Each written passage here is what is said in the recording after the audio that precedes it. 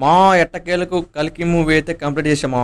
కిందనో మీదనో పడి ఒక టికెట్ అయితే సంపాదించామా. థియేటర్లో కూర్చున్నామా. ఫ్యాన్స్ మాత్రం అడావిడి మాత్రం వేరే లెవెల్లో ఉంది మా. మరి మూవీ విషయానికి వస్తే వేరే లెవెల్లో ఉంది అనుకోవచ్చు మా మూవీ. మూవీ స్టోరీలోకి వెళ్ళిపోదాం పదమ్మా. హీరోయిన్ దీపిక ఒక కాంప్లెక్స్లో ఒక సబ్జెక్ట్ మా. కాంప్లెక్స్ లాగా బయటికి వెళ్ళిపోద్ది మా. కాంప్లెక్స్ వాళ్ళు 5 మిలియన్ బౌన్స్ వేస్తారు మా మనీ. హీరోయిన్ని కాపాడాలని అమితాబ్ బచ్చన్ చాలా వరకు ప్రయత్నిస్తాడు మామ. అలాగే హీరో కాంప్లెక్స్ వెళ్ళాలని చాలా వరకు ప్రయత్నిస్తాడు మామ. సినిమా అయితే పడిన కాంచి అయితే ఎక్కడ కూడా బోరింగ్ అనేది ఉండదు మామ. వేరే లెవెల్లో విజువల్స్ అన్నీ బాగుంటాయి మామ. స్క్రీన్ ప్లే వేరే రేంజ్లో పెట్టిండు అనుకోవచ్చు మా మూవీకి. ఫస్ట్ హాఫ్ మూవీ అయిపోయిన తర్వాత సెకండ్ హాఫ్ కొంచెం లాగ్ అనిపిస్తుంది మా. ఆ తర్వాత వేరే రేంజ్లో ఉంటుంది మా. ప్రభాస్ యాక్టింగ్ మాత్రం వేరే లెవెల్లో అనుకోవచ్చు మా ఈ మూవీకి అయితే.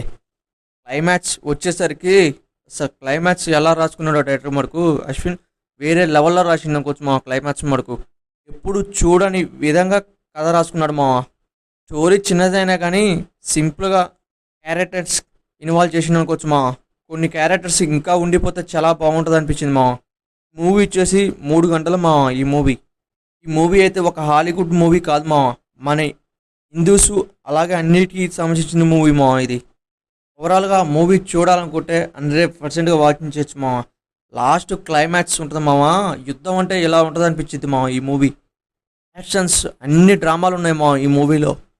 ఎమోషన్స్ కూడా వేరే లెవెల్లో పెట్టినాకోవచ్చు మా ఈ మూవీకి. స్టోరీలో వెళ్ళటానికి కొంచెం టైం ఏం పట్టదు మా. ఎమ్మటే స్టోరీలోకి వెళ్ళిపోద్ది మా ఈ మూవీ అయితే. మీరు ఏం డౌట్ పెట్టుకోకుండా మూవీకి అయితే వెళ్ళండి మా. మీకైతే వర్కౌట్ అయింది మా ఈ మూవీ మనకు నెక్స్ట్ లెవెల్లో ఉందనుకోవచ్చు మా.